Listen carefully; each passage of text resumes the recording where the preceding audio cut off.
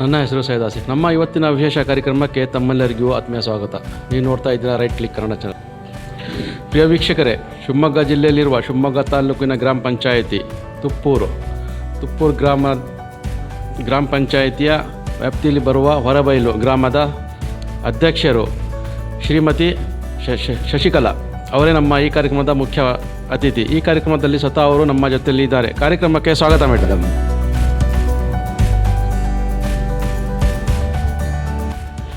ಈ ಕಾರ್ಯಕ್ರಮದ ಉದ್ದೇಶ ಏನೆಂದರೆ, ಒಬ್ಬ ಗ್ರಾಮ ಪಂಚಾಯಿತಿಯ ಜನಪ್ರತಿನಿಧಿ ಆಗುವವರೆಗೂ ಏನೆಲ್ಲ ಹೋರಾಟಗಳನ್ನು ಮಾಡಿಕೊಂಡು ಬಂದಿರ್ತಾರೆ, ಅವರ ಬಾಲ್ಯ, ವಿದ್ಯಾಭ್ಯಾಸ, ವೃತ್ತಿ ಜೀವನ, ಇದನ್ನೆಲ್ಲ ಜನರಿಗೆ ತಿಳಿಸಬೇಕು. ಇದೇ ನಮ್ಮ ಈ ಕಾರ್ಯಕ್ರಮದ ಮುಖ್ಯ ಉದ್ದೇಶ. ಈಗ ನಾವು ನಿಮ್ಮ ಬಾಲ್ಯದಿಂದ ಪ್ರಾರಂಭ ಮಾಡೋಣ. ನಿಮ್ಮ ಬಾಲ್ಯ ಜೀವನ ಮತ್ತು ನಿಮ್ಮ ತಂದೆ ತಾಯಿ ಬಗ್ಗೆ ಹೇಳಿ ಮೇಡಮ್. ಹುಟ್ಟೂರು ಕುಡಗೇರಿ ಅಂತ. ನಮ್ಮ ತಂದೆ ತಾಯಿ ಎಲ್ಲ ಒಂಥರ ಅಲೆಮಾರಿ ಸಮುದಾಯದಲ್ಲಿ ಒಂಥರ ಬೆಳೆದು ಬಂದವ್ರು ನಾವು. ಅಂದರೆ ವಿದ್ಯಾಭ್ಯಾಸ ಮಾಡೋಕ್ಕೆಲ್ಲ ಆಗಲಿಲ್ಲ. ಅಂದರೆ ಒಂದೊಂದು ಊರಿಗೆ ಹೋಗಿ ಅಲ್ಲಿ ದುಡಿಯೋದು ಈ ಥರ ಮಾಡಿ. ನಮ್ಮ ತಂದೆ ಬಸವರಾಜ್ ಅಂತ ಹೇಳಿ, ಅವರು ಏನು ಕೃಷಿಕರೇನಲ್ಲ, ಹಿಂಗೆ ಆ ಕಾಫಿ ಸೀಮೆ ಇದು ಅಂಥೇಳಿ ಸುತ್ತಾಡ್ಕೊಂಡು ಬಂದವರು. ಅಮ್ಮ ಗಂಗಮ್ಮ ಅಂಥೇಳಿ ಮಕ್ಕಳಿಗೋಸ್ಕರ ಹಾಗೆ ಕೆಲಸ ದುಡ್ದು ಕೂಲಿನಲ್ಲಿ ಮಾಡಿ ಜೀವನ ಮಾಡಿರೋದು. ಆಮೇಲೆ ತಂದೆಗೆ 3 ಜನ ಮಕ್ಕಳು. ನನ್ನ 2 ಜನ ತಮ್ಮ, ನಾನೊಬ್ಳು. ಒಬ್ಬ ತಮ್ಮ ಆಕ್ಸಿಡೆಂಟಲ್ ತೀರ್ಕೊಂಡ್ರು. ತಮ್ಮನೂ ಹಿಂಗೆ ಕೂಲಿ ಎಲ್ಲ ಮಾಡ್ಕೊಂಡಿರೋದು.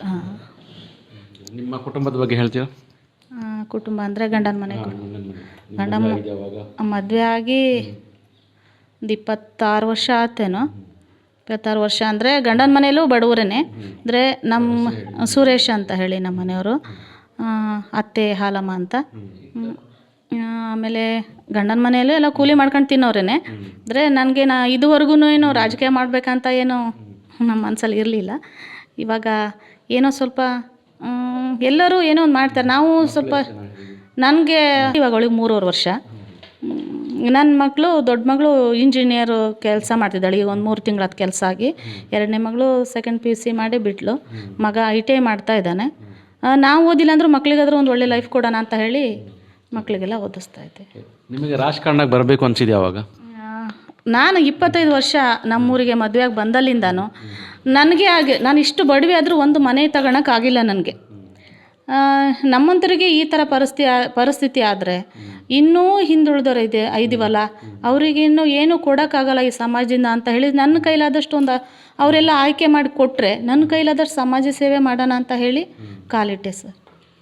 ನೀವು ಹಿಂದೆ ಏನಾದರೂ ಸಮಾಜ ಸೇವೆಗಳನ್ನು ಮಾಡ್ತಾ ಬಂದಿದ್ದೀರಾ? ಸಮಾಜ ಸೇವೆ ಅಂದರೆ ನನಗೆ ತಿಳಿದಷ್ಟು ಮಟ್ಟಿಗೆ ಅಂದರೆ ಸಂಘ ಸಂಸ್ಥೆಗಳಲ್ಲೆಲ್ಲ ಇದ್ದು ನನ್ನ ಕೈಲಾದಷ್ಟು ಕೆಲಸ ಮಾಡೀನಿ. ಆಮೇಲೆ ಓದಲಿಲ್ಲ ಅನ್ನೋ ಕಾರಣಕ್ಕೆ ಬೇರೆ ಏನೂ ಮಾಡೋಕ್ಕಾಗಲಿಲ್ಲ. ಇವಾಗ ಎಲ್ಲದಕ್ಕೂ ಎಜುಕೇಷನ್ ಕೇಳ್ತಾರೆ. ಸಮಾಜ ಸೇವೆ ಮಾಡಬೇಕನ್ನೋ ಆಸೆ ಜಾಸ್ತಿ ಇತ್ತು. ನನ್ನ ಕನಸು ಬೇರೆಯೇ ಇತ್ತು. ಅಂದರೆ ನಾವು ಆ ಹಂತಕ್ಕೆ ಶ್ರೀಮಂತರಲ್ಲ, ಇದಕ್ಕೆ ನಮಗೊಂದು ಅನಾಥಾಶ್ರಮ ಮಾಡಬೇಕು ಅಥವಾ ಒಂದು ವೃದ್ಧಾಶ್ರಮ ಮಾಡಬೇಕಂತ ನನಗೆ ನನ್ನ ಮಕ್ಕಳು ಹುಟ್ಟಿದ್ದಲ್ಲಿಂದ ನಾವು ಪಟ್ಟಿರೋ ಕಷ್ಟ ಅದು ನೆನೆಸ್ಕೊಂಡು ಪದೇ ಪದೇ ಅದು ನೆನಪಾಗ್ತಿತ್ತು. ಆ ಹಂತಕ್ಕೆ ದೇವ್ರು ನಮಗೆ ಬೆಳೆಯೋಕ್ಕಾಗಲಿಲ್ಲ.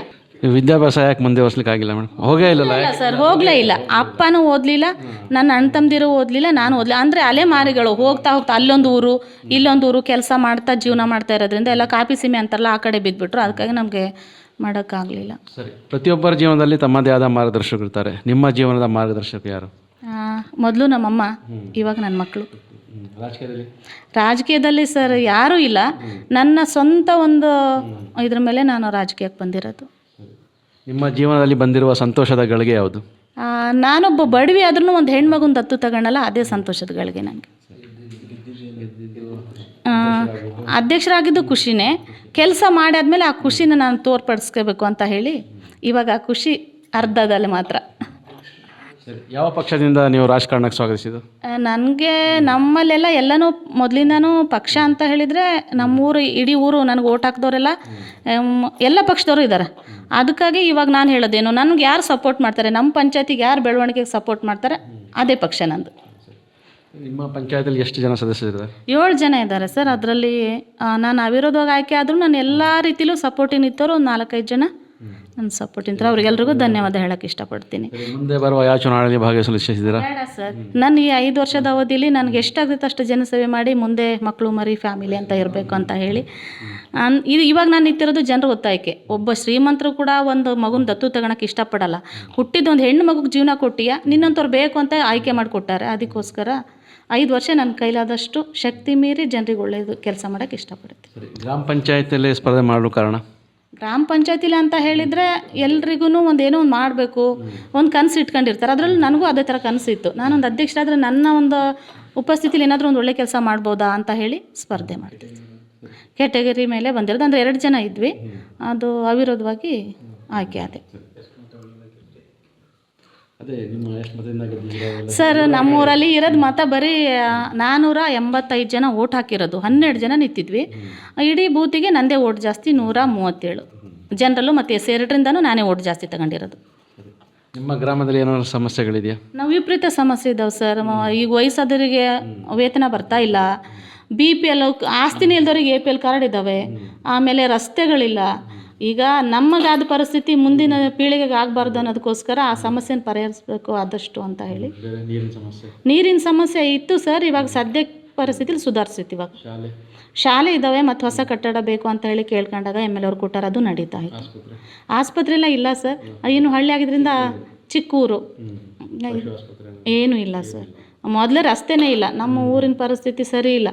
ಇದು ಶಿವಮೊಗ್ಗ ಡಿಸ್ಟಿಕ್ಕಿಗೆ ಕೊನೆ ಬಾರ್ಡ್ರು. ಅದಕ್ಕಾಗಿ ನಮ್ಗೆ ಎಲ್ಲದರಲ್ಲೂ ಬಿಟ್ಟು ಎಲ್ಲ ಕಡೆನೂ ಇದೇ ಸಮಸ್ಯೆ. ರಸ್ತೆ ಇಲ್ಲ, ವ್ಯವಸ್ಥೆಗಳಿಲ್ಲ. ಇಲ್ಲಿ ನೋಡ್ರಿ, ಫೋನ್ ತಂದು ಇಟ್ಕೊಂಡ್ರೆ ನೆಟ್ವರ್ಕೇ ಇಲ್ಲ.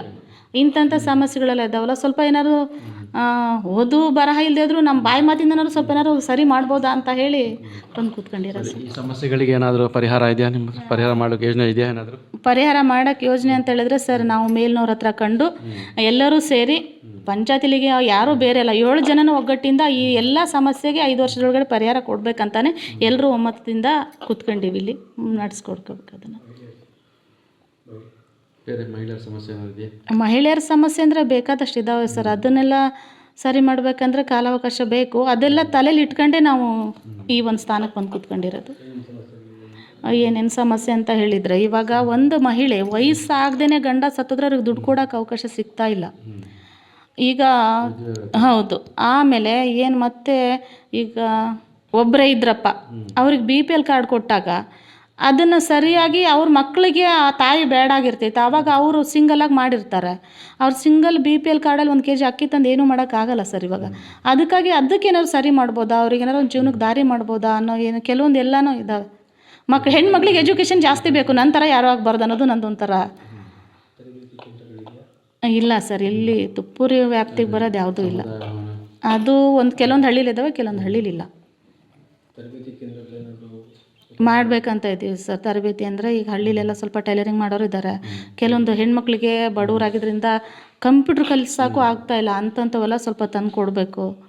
ಆಮೇಲೆ ಹೌದು, ಈಗ ಹೊರಗಡೆಯಿಂದ ಮದುವೆಯಾಗಿ ಬಂದಿರೋ ಹೆಣ್ಮಕ್ಳಿಗೆ ಕೆಲವೊಂದೆಲ್ಲ ಮಾಡಬೇಕು, ಅದು ಇದು ಕೆಲಸ ಅಂತ ಇದ್ದವರಿಗೆ ಮನೆ ಕಡೆ ಸಮಸ್ಯೆ ಇದ್ದು ಮಾಡೋಕ್ಕಾಗಲ್ಲ ಅನ್ನೋರಿಗೆ ಅಂಥ ಒಂದು ತರಬೇತಿ ಕೊಡಿಸಿ ಅವ್ರಿಗೊಂದು ಜೀವನಕ್ಕೊಂದು ವ್ಯವಸ್ಥೆ ಮಾಡಬೇಕು. ನಮ್ಮ ಸುತ್ತಮುತ್ತ ಹಳ್ಳಿಲೆಲ್ಲ ಈ ಫೈನಾನ್ಸ್ಗಳಲ್ಲಿ ಸಾಲ ಮಾಡ್ಕೊಂಡು ಭಾರಿ ರೋದನೆ ಪಡ್ತಾ ಇದ್ದಾರೆ ಎಲ್ಲರೂ. ಅವಕ್ಕೆಲ್ಲ ಸರ್ಕಾರದಿಂದ ಏನಾದರೂ ಒಂದು ಅನುದಾನಗಳು ಕೊಡಿಸ್ಬೋದಾ, ಅವ್ರಿಗೆ ಏನಾದ್ರು ಒಂದು ದುಡಿಮೆ ಹಚ್ಬೋದಾ ಅನ್ನೋದು ನನ್ನ ತಲೆಯಲ್ಲಿ ಒಂಥರ ಯೋಚನೆ ಹಾಕ್ಕೊಂಡಿನಿ. ನೋಡಬೇಕು ಸರ್ ಮುಂದಿನ ದಿನಗಳಲ್ಲಿ. ಎಲ್ಲ ಊರಲ್ಲಿ ಇದ್ದಾವೆ ಸರ್. ಹಾಂ,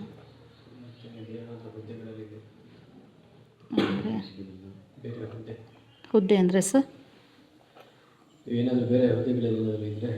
ಇಲ್ಲ, ಮಗಳು ಮಾತ್ರ ಇವಾಗ ಇಂಜಿನಿಯರ್ ಆಗಿರೋದು 3 ತಿಂಗಳಾಗಿತ್ತು ಅಷ್ಟೆ. ಇಲ್ಲ ಸರ್, ಇಲ್ಲ ಇಲ್ಲ ಇಲ್ಲ ಇಲ್ಲ ಉಪಾಧ್ಯಕ್ಷ ಆಗಿದ್ವಿ. ಇವಾಗ ಇಲ್ಲಿ ಬಂದಮೇಲೆ ಅದನ್ನು ಈಗ 2 ವರ್ಷದ ಹಿಂದೆ ಇಲ್ಲಿ ಒಕ್ಕೂಟದಲ್ಲಿ ಉಪಾಧ್ಯಕ್ಷರಾಗಿದ್ದೆ. ಅಂದರೆ ಇವಾಗ ಪಂಚಾಯತಿಲಿ ಸೆಲೆಕ್ಟ್ ಆದಮೇಲೆ ಅಲ್ಲಿಗೆ ರಾಜೀನಾಮೆ ಕೊಡಬೇಕಂತ ಹೇಳಿ. ಸರಿ ಮೇಡಮ್, ಕೊನೆ ಪ್ರಶ್ನೆ. ಜನರು ನಿಮ್ಮನ್ನು ಮತ ನೀಡಿ ಆಯ್ಕೆ ಮಾಡಿದ್ದಾರೆ, ಅವ್ರಿಗೇನೆಲ್ಲ ಹೇಳಕ್ಕೆ ಇಷ್ಟಪಡ್ತೀರಾ? ಅವರು ನನಗೆ ಅಷ್ಟು ಜನರಲ್ಲೂ ನಾನೇ ಒಂದು ಹೆಣ್ಮಗಳು ಬೇಕು ಅಂತ ಆಯ್ಕೆ ಮಾಡಿದ್ದಕ್ಕೆ 5 ವರ್ಷದ ಕಾಲ ಅವರಿಗೆ ಒಂದು ಮನೆ ಮಗಳಾಗಿ ಒಂದು ಫ್ಯಾಮಿಲಿ ಸಾಕೋಕ್ಕೆ ಒಂದು ಕುಟುಂಬದಲ್ಲಿ ಒಂದು ಸದಸ್ಯರೇನು ಪ್ರಯತ್ನ ಪಡ್ತಾರೆ ಆ ಪ್ರಯತ್ನ ನಾನು ಎಲ್ರಿಗೂ ಪಟ್ಟು ಅವ್ರಿಗೆ ನ್ಯಾಯ ದೊರಕಿಸ್ಕೊಡೋಕ್ಕೆ ಅವ್ರಿಗೆ ನನ್ನ ಕೈಲಾದಷ್ಟು ಸರ್ಕಾರದಿಂದ ನನ್ಗೆ ಕೊಡೋಕ್ಕೆ ನಾವು ಬಡವರಲ್ಲ ಸರ್ಕಾರದಿಂದ ಸಿಗೋ ಸೌಲಭ್ಯಗಳನ್ನ ಆದಷ್ಟು ಬೇಗನೆ ತಲುಪಿಸ್ಬೇಕಂತ ಹೇಳಿ ಇದು ಮಾಡ್ತೀನಿ. ಮುಂದಿನ ದಿನಗಳಲ್ಲೂ ಅವ್ರಿಗೆ ನನ್ನಿಂದ ಏನೇ ಹೆಲ್ಪ್ ಬೇಕಾದ್ರೂ ಪಂಚಾಯತಿಗೆ ಸಂಬಂಧಪಟ್ಟಿದ್ದು ಮಾಡ್ಕೊಡೋಕ್ಕೆ ಇಷ್ಟಪಡ್ತೀನಿ. ನಮ್ಮ ಜೊತೆ ಚರ್ಚಿಸಲು ಧನ್ಯವಾದಗಳು. ಥ್ಯಾಂಕ್ಸ್. ಮೇಡಮ್, ನಿಮ್ಮ ಹೆಸರು? ನಮ್ಮ ಹೆಸರು ನಾಗವೇಣಿ, ಊರು? ಊರು ಕೊರ್ಗಿ. ನಿಮ್ಮ ಗ್ರಾಮ ಪಂಚಾಯತ್ ಅಧ್ಯಕ್ಷರು ಶಶಿಕಲಾ ಅವ್ರ ಬಗ್ಗೆ ಏನು ಹೇಳೋಕ್ಕೆ ಇಷ್ಟಪಡ್ತೀರಾ? ಶಶಿಕಲಾ ಒಳ್ಳೆ ವ್ಯಕ್ತಿ, ಯಾವುದೇ ಒಂದು ಕೆಲಸನಾದರೂ ಹೋರಾಟ ಮಾಡ್ತಾರೆ ಅನ್ನೋ ನಂಬಿಕೆ ನಮಗಿದೆ. ಮತ್ತು ಅವರು ಊರು ಹೊರಬೈಲು ಬೆಂಬಲ ಕೊಟ್ಟಿದ್ದೀರಾ ಅವರಿಗೆ? ಬೆಂಬಲ ಕೊಟ್ಟಿದ್ದೀವಿ ಸರ್. ಒಳ್ಳೆ ಕೆಲಸ ಮಾಡ್ತಾರೆ ಅಂತ ಭರವಸೆ ಇದೆ? ಭರವಸೆ ಇದೆ. ಸರಿ, ಧನ್ಯವಾದಗಳು. ಅದಕ್ಕಾಗಿ ಓಟ್ ಕೊಟ್ಟಿದ್ದೀವಿ ಅವರಿಗೆ. ಮೇಡಮ್, ನಿಮ್ಮ ಹೆಸರು? ವಿಶಾಲಾಕ್ಷಿ, ಊರು ಇದೇನು? ಕೋಣೆಹೊಸೂರು. ನಿಮ್ಮ ಗ್ರಾಮ ಪಂಚಾಯತಿ ಸದಸ್ಯರು ಅಧ್ಯಕ್ಷರು ಶಶಿಕಲಾ ಅವ್ರ ಬಗ್ಗೆ ಏನು ಹೇಳಕ್ಕೆ ಇಷ್ಟಪಡ್ತೀರಾ? ಅವರು ಅಧ್ಯಕ್ಷರಾಗಿ ಬಂದಿರೋದು ತುಂಬ ಖುಷಿಯಾದ ವಿಷಯ ನಮಗೆ. ಅವರು ಈಗೆಲ್ಲ ಮೊದಲಿಂದನೂ ನಮಗೆಲ್ಲ ತುಂಬ ಪರಿಚಯ, ಎಲ್ಲರ ಜೊತೆನೂ ಫ್ರೆಂಡ್ಲಿ ಆಗಿರ್ತಾರೆ. ಹಾಗೆ ತುಂಬ ಚೆನ್ನಾಗಿ ಕೆಲಸ ಮಾಡಿಕೊಡ್ತಾರೆ ಅನ್ನೋ ನಂಬಿಕೆಯಿಂದ ಎಲ್ಲರೂ ಓಟ್ ಹಾಕಿ ಗೆಲ್ಸಿದ್ದೀವಿ. ಅವ್ರ ಮೇಲೆ ತುಂಬ ನಂಬಿಕೆ ಇದೆ. ಗ್ರಾಮ ಪಂಚಾಯತಿ ಹೆಸರನ್ನು ಇನ್ನೂ ಮೇಲಕ್ಕೆ ತರ್ತಾರೆ ಅನ್ನೋ ನಂಬಿಕೆ ನಮಗಿದೆ. ತುಂಬ ಧನ್ಯವಾದಗಳು ಸರ್. ನಾವು ನಮ್ಮ ಹೊಸ ಅತಿಥಿಯೊಂದಿಗೆ ನಿಮ್ಮ ಮುಂದೆ ಮತ್ತೊಮ್ಮೆ ಬರ್ತೀವಿ. ವಿಡಿಯೋ ಇಷ್ಟದಲ್ಲಿ ಲೈಕ್ ಮಾಡಿ, ಶೇರ್ ಮಾಡಿ, ನಮ್ಮ ಚಾನಲನ್ನು ಸಬ್ಸ್ಕ್ರೈಬ್ ಮಾಡದಿದ್ದರೆ ಈ ಕೂಡಲೇ ಸಬ್ಸ್ಕ್ರೈಬ್ ಮಾಡಿ. ಧನ್ಯವಾದಗಳು.